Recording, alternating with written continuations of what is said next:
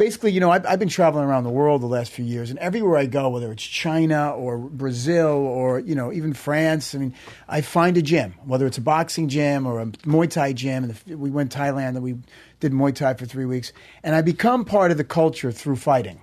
So I learn about religion, I learn about food, I learn about just the anthropology of the place through these fighters, And there's because it's intimate, right? It's a brotherhood. It's a brotherhood. It's a sisterhood. You speak the same language whatever country you're in. You really do. Fighting, you really do. Fighting is fighting. And although I'm not a professional fighter, nor have I ever been a professional fighter, I love it. I love combat sports, and I just found that it's kind of like an Anthony Bourdain show, like the travel, the No Reservations, where he goes around and he has food in every country. And through food, you learn. But now I'm going to Dagestan, I'm going to Chechnya, I'm going to Afghanistan, I'm going to Senegal. All safe places. All really, really safe But you do places. have, and not to be too detailed, but I know you have certain high-level special forces, a team of guys. I also have Greg Jackson, who works as our technical advisor on Kingdom. He's coming with me.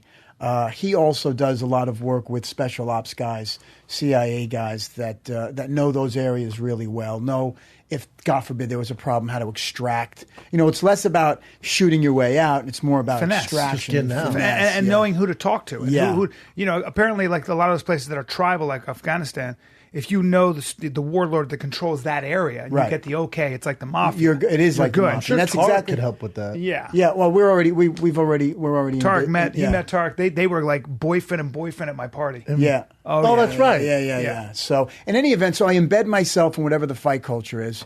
In most of the cases, I will, at the end of it, do something, whether it is a fight or an exhibition or something. So I'll be embedded in what they're doing. So, unlike Bourdain, who just kind of watches them make food and then eats it. Basically I go in there and do the thing with them to connect, so I can connect with them even a little bit deeper and really kind of learn about the place, the people. These are places where, especially in America, we have a very specific idea about, and hopefully, through that you learn that people are just people. We all want the same thing. We all want our kids to be safe, and we want to be happy. And did you ever? And maybe you guys have looked into it, I don't know. Have you ever thought about going? And maybe it is on the radar, into Russia with wrestling or boxing. Yeah, we have. Have you been on like a traditional Russian mat? I have not, but it is on the list. You have, Brendan? Mm-hmm. Yeah. What is when you say traditional Russian mat? Explain that. When I was in Montreal with George St. Pierre, he would wrestle with this Russian team. And I went in and George was like, listen, man, don't talk unless you're spoken to. Stay on the mat until they invite you to participate. Wow. And these are all, national team members, like just monsters. And it's me and Nate Marquardt. And we're like, what the? And he's like, and make sure as soon as you walk into the mat, you go directly to the head coach and just thank him for giving you the opportunity to watch the practice or participate. Wow. I'm like, what the? Almost like a traditional Asian and martial arts. It was all quiet and guys just doing work. Just there's these huge mats and there's probably, 15 matches going on at the same time. But you can't just be like, oh, I'm next. Like there's a heavyweight, I'm next. You have to wait till they go, you're up. Wow. You're up. Yeah, and then you have to wrestle certain way. Like Greco or something. Or? Well, no, it's freestyle wrestling, but freestyle, you can't. There's no stalling. Like you better Right. go, man. Right. I just remember waiting there, and like 30, 40 minutes would go by. I'm like, any day now. And George is like, wait, man, you gotta earn your place here. Wait. And I'm like, oh my God. And you were there. Very traditional. You were there to learn, obviously. I was there with George. Guys. George was doing that as part of his camp. He'd go there 2-3 times a week. They knew George. Even George, he was like, at first, it was tough, man. Some days I didn't get any matches. Some days I got one. Wow. But he's been going there for years. Humble guy. And just because we were with George, we got in. But, at the time, I think I was ranked 12th in the world, and Nate was, 8. And if we weren't with George, we wouldn't have got in. Right. But it was just such a different culture. I just remember being like, I wasn't scared or I wasn't offended. I was like, this is so cool, man. Right. Like it was such an honor to be part of this. Right. And I was terrified because his son was the heavyweight and he's such a monster. Yeah. Didn't wrestle me. He didn't wrestle you. No. He was like, what? How did you fare with those guys? Because you were playing their games. It must have been quite the challenge. It's quite the challenge. I was more impressed with George. I mean, he went toe to toe with their top guy, this black guy. I think his name was Cleto or something like that. And they were just, it was a from the black match. part of Russia. I mean, the Canadians wanted him on their Olympic team. Yeah, I mean, that was the first time. Like, there's MMA wrestling, and George is the best at it, right? Because he took down Koscheck, right? Who's a stud beast, wrestler, stud. yeah. And then so you see it, but with the jab, just worry about the striking, his timing. He put it all together. That's why he's the best, right? But then when I saw him actually do straight up freestyle wrestling, I was like, oh my god, that motherfucker can wrestle, and he's a great athlete. Jesus. I mean, I was just watching him warm up down at Jackson's. I was like, I mean, his vertical jump was. I mean, he was like up in the air like Michael Jordan. He came in the locker room. This motherfucker, he had a singlet on. I was like, all right, well, that's a little extreme, but all right. Yeah. Nice body. Let's relax a little bit though, huh? Yep. Not a wrestler, so had a singlet on. Singlet. You wear the uniform when you get in there. No, we didn't. I have a singlet on. I've never taken my singlet off since high school. I wear the same one from high school, so it's very tight. Did you wear the leggings with the singlet or just? Sure didn't, buddy. Sure didn't. Remember those? It would depend, but I would wear knee pads because I didn't want my knees. Oh no, you just like the look. I think Rush would be a cool one. There's parts. Rush is on the list. I'm sure Brazil's on the list. There's We're parts going of to Brazil. We're going to. You spent time in Rio. Brazil. You trained with a lot of people don't know. You trained with Hicks and Gracie for years, right? Yeah. And we would going to Brazil. We're talking to Kron Gracie. To Kron Gracie to come down with us because we like to take somebody. Yeah. Who's it'd be great to have you come with one of these places. I'm down to do one, man. Yeah. I'm down to do one. I know you're stacked with the thing with Brazil. I remember training when I was getting ready for Nogueira. No Brazilians opened their doors to me. Zero. I went down there for the press conference and I wanted to just train gi nonstop to get ready for Nogueira. And only one gym did. This guy named Gordo, who used to train and work with Nogueira. He opened his door. Now, he was cool about it.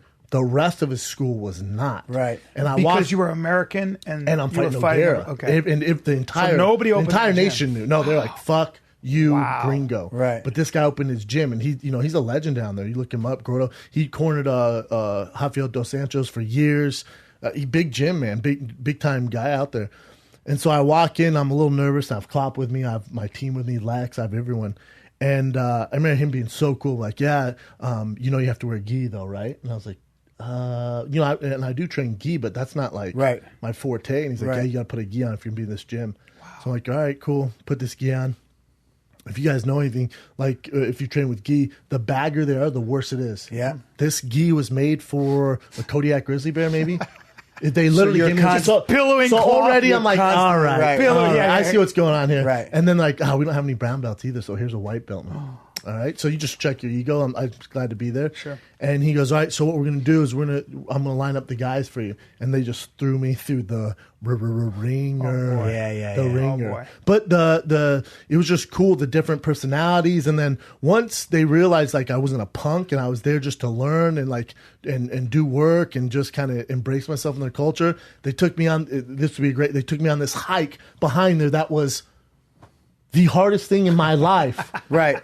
Oh, and they go, dude, it's going to take you about 4 hours to get up there. You have to get down before nightfall. Right. Otherwise, bad things happen. Bandits. I go, Bandits. what's bad things? Jaguars. Just get down before nightfall. Banditos and Jaguars. So we're going. This guy's in a Sunga, power ass, cock hanging out the front, barely. Good man. Powering up this mountain, like. barefoot, right? What? And I'm like, what the fuck? We're trying to keep up with him. My manager, Lex, is flagging behind, and he goes, we have to leave him behind. And I go, well, no Marine left behind. He goes, you a Marine? And no, he goes, we got to get going. We leave him.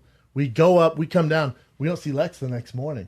Lex like found some hut and slept there for the night because he was so scared to get down the mountain. Oh my God. Shit. But anyways, that was part of like that. Just like it was the funnest time, one of the funnest times of my life. I don't think I've never talked about. You this. never talked about it. I'm like, this is one of the best stories. Are you fucking out of your mind? What a so great he story. climbs me up there, and we're literally like, there's a flat part of the rock, and he's like, you just got to climb up. And I'm like, dude, we were so high up. I'm like, if I slip, I'm gonna die, man. And he goes, don't slip.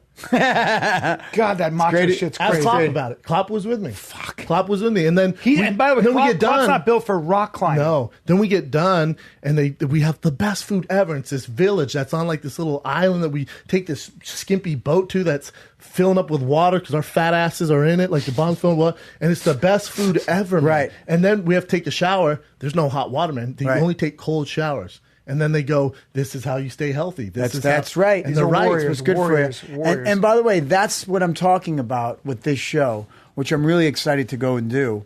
It's a brilliant idea, man. Before you know, once you earn their respect. I was in Thailand over the summer. I was doing a movie. My family met me in Thailand, and me and my oldest son, we joined this Muay Thai camp for 2 weeks, Lin Muay Thai camp, which is a famous place off Phuket. And the first 3 days they're feeling you out. They're trying to figure out who you are and why you're there.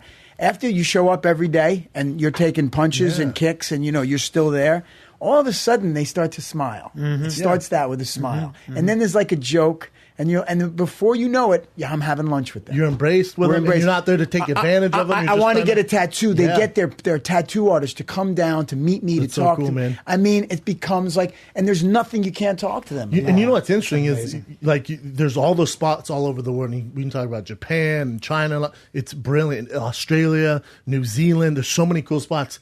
But I think there's a spot that people overlook, and it's here in America, in New York. Brownsville, New York. Right. You go there. Brooklyn? Yes.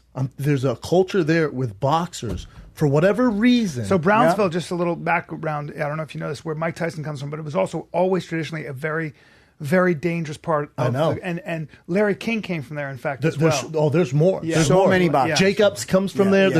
You look at the amount of just studs that come from there, and there's a gym there. And I think if you just dove into that culture, all black culture, and they're paying their dues, man, I think that could be cool. Wow. I mean, it's all over the world. Like there's but people always think I have to go. I have to go to China. Whoa. No, there's some not. shit here. Huh. You spend some time at Jackson's Albuquerque, and you get to run the hills and Arlovsky's. I did those hills. I did those Hill of Tears. Fucking hills. Hill of Tears. Yeah, I mean, you I go did with Joe Arlovsky, Daddy. and there's Cerrone there. Oh, dude, I was with George. Culture, man. It was George. It was Keith Jardine. It was Joe Daddy was fighting at the time. There was so many guys puking. I mean, it's amazing. It's like nothing you've ever seen. Yeah. In New York, you go to Phil Nurse's gym. A lot of people, Phil Nurse is the guy that started the Superman punch. He taught. I was there. I was there in the gym. We were training for Warrior when Phil Nurse came down and met George St. Pierre and taught him the Superman jab. That's where it came from. So Phil Nurse used to be a